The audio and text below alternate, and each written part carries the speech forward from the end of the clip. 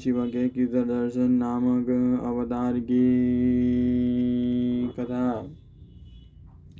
नंदीश्वर कहते हैं, सनद कुमार जी भगवान शंभु के एक उत्तम अवतार का नाम कृष्ण दर्शन है, जिसने राजा नभग को ज्ञान प्रदान किया था। उसका वर्णन करता हूँ, सुनो।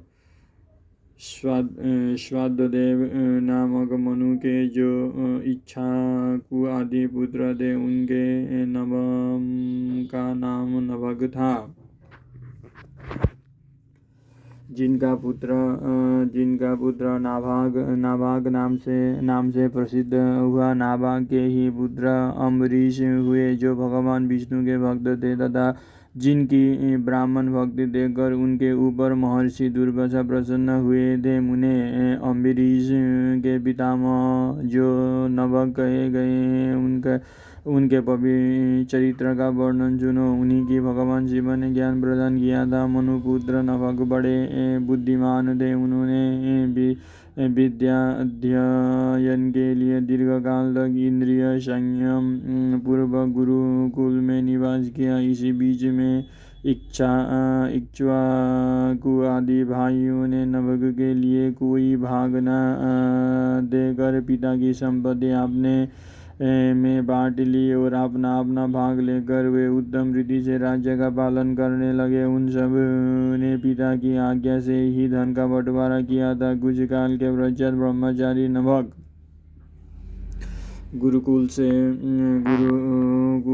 से सांगोपांग देवों का अध्ययन करके वहाँ आए। उन्होंने देखा सब भाई सारी संपत्ति का बंटवारा करके अपना अपना भाग ले चुके हैं। तब उन्होंने भी बड़े स्नेह से दाएं भाग पाने की इच्छा रखकर अपने इच्छाकु आदि वस्तुओं से कहा, भाइयों, मेरे लिए भाग दिए बिना ही आप लोगों ने आपस में सारी संपत्ति का बंटवारा कर लिया। अतः अब प्रसन्नता पूर्वक मुझे भी इच्छा दीजिए, मैं अपना दाएं भाग लेने के लिए ही यहाँ आया हूँ। भाई बोले, अब संपत्ति का बंटवारा हो रहा था, उस समय हम तुम्हारे लिए भाग देना भूल गए थे। अब इस समय पिताजी को ही तुम्हारे हिस्से में देते हैं, तुम उन्हीं को ले जाओ, इसमें संशय नहीं है। भाइयों का यह वचन सुनकर नभग को बड़ा विस्मय हुआ। वे पिता के पास जाकर बोले, ताता, मैं विद्या ध्यान के लिए गुरुकुल में गया था और वहाँ अब तक ब्रह्मचारी रहा हूँ। इसी बीच में भाइयों ने मुझे छोड़कर आपस में धन का बंटवारा कर लिया। वहाँ से लौटकर जब मैंने अपने हिस्से के बारे में उनसे पूछा, तब उन्होंने आपको मेरा हिस्सा बता दिया। अतः उसके लिए मैं आपकी सेवा में आया हूँ। नभग की वो बात सुनकर पिता को बड़ा विस्मय हुआ। श्राद्धदेव ने पुत्र की आश्वासन देते हुए कहा, बेटा, भाइयों की उस बात पर विश्वास न करो। उन्होंने तुम्हें ठगने के लिए कही है। मैं तुम्हारे लिए भोग साधक उत्तम दाय नहीं बन सकता, तथापि उन वचनों के यदि मुझे ही दाय के रूप में तुम्हें दिया है, तो मैं तुम्हारी जीविका का एक उपाय बताता हूँ, सुनो।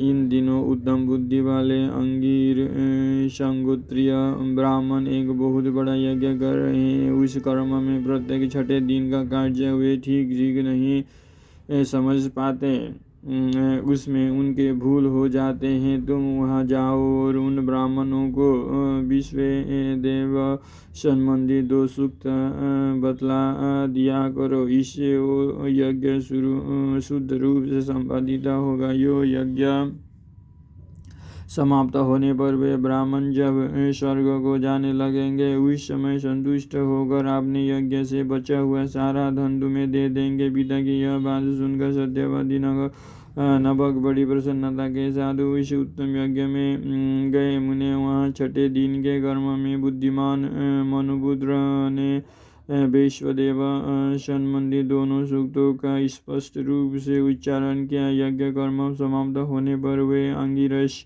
ब्राह्मण यज्ञ से बचा हुआ अपना अपना धन नभग को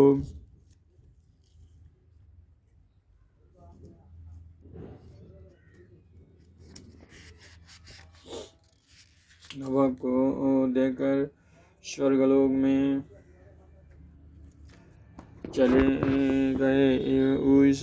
उस यज्ञ से धन को जब वे ग्रहण करने लगे, उस समय सुंदर लीला करने वाले भगवान शिव तत्काल वहां प्रकट हो गए। उनके सारे अंग बड़े सुंदर थे, परंतु नेत्र काले थे। उन्होंने नभग के पूछा, तुम कौन हो जो इस धन को ले रहे हो? यह तो मेरी संपत्ति है, तुम्हें किसने यहाँ भेजा है? सब बातें ठीक ठीक बताओ। नभग ने कहा, यह तो यज्ञ से बचा हुआ धन है जिसे ऋषियों ने मुझे दिया है। अब यह मेरी ही संपत्ति है, इसको लेने से तुम मुझे कैसे रोक सकते हो? कृष्ण दर्शन ने कहा, दादा, इस दोनों के इस झगड़े में तुम्हारे पिता ही पंच रहेंगे। जाकर उनसे पूछो और वे जो निर्णय दे उसे ठीक ठीक यहाँ आकर बताओ। उनकी बात सुनकर नभग ने पिता के पास जाकर उक्त प्रश्न को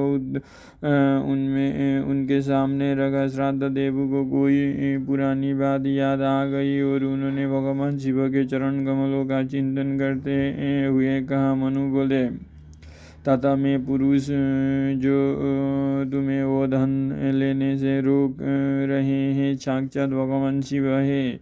यो तो संसार की सारी वस्तु ही उन्हीं की है, परंतु यज्ञ से प्राप्त हुए धन पर उनका विशेष अधिकार है। यज्ञ करने से जो धन बच जाता है उसे भगवान रुद्र का भाग निश्चित किया गया है। अतः यज्ञ वशिष्ठ सारी वस्तु ग्रहण करने के अधिकारी सर्वेश्वर महादेव जी ही हैं। उनकी इच्छा से ही दूसरे लोग उस वस्तु को ले सकते हैं। भगवान शिव तुम पर कृपा करने के लिए ही वहाँ वैसा रूप धारण करके आए हैं। तुम वहीं जाओ और उन्हें प्रसन्न करो।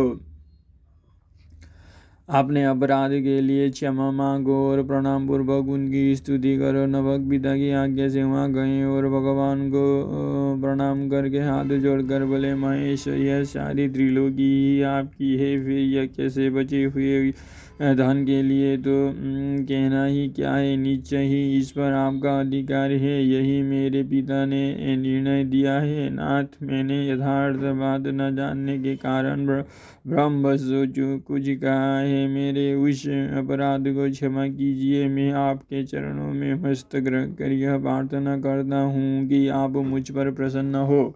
ऐसा कहकर नभग ने अत्यंत दीनतापूर्वक हृदय से दोनों हाथ जोड़ महेश्वर कृष्ण दर्शन का स्तवन किया। उधर श्राद्ध देव ने भी अपने अपराध के लिए क्षमा मांगते हुए भगवान शिव को स्तुति की। तदनंतर भगवान रुद्र ने मन ही मन प्रसन्न होकर नभग को कृपा दृष्टि से देखा और मुस्कुराते हुए कहा, कृष्ण दर्शन बोले, नभग, तुम्हारे पिता ने जो धर्मानुकूल बात कही है वो ठीक ही है। तुमने भी साधु स्वभाव के कारण सत्य ही कहा है, इसीलिए मैं तुम पर बहुत प्रसन्न हूँ और कृपापूर्वक तुम सनातन ब्राह्म तत्व का ज्ञान प्रदान करता हूँ। इस समय यह सारा धन मैंने तुम्हें दे दिया, अब तुम इसे ग्रहण करो। इस लोक में निर्विकार रहकर सुख भोगो, अंत में मेरी कृपा से तुम्हें सद्गति प्राप्त होगी। ऐसा कहकर भगवान रुद्र सबके देखते देखते वहीं अंतर्ध्यान हो गए। साथ ही श्राद्ध देव भी अपने पुत्र नभग के साथ अपने स्थान को लौट आए। इस लोक में विपुल भोगों का उपभोग करके अंत में वे भगवान शिव ने धाम में चले गए। ब्राह्मण, इस प्रकार तुमसे मैंने भगवान शिव के कृष्ण दर्शन नामक अवतार का वर्णन किया है। जो इस आख्यान को पढ़ता और सुनता है उसे संपूर्ण मनोवांछित फल प्राप्त हो जाती है।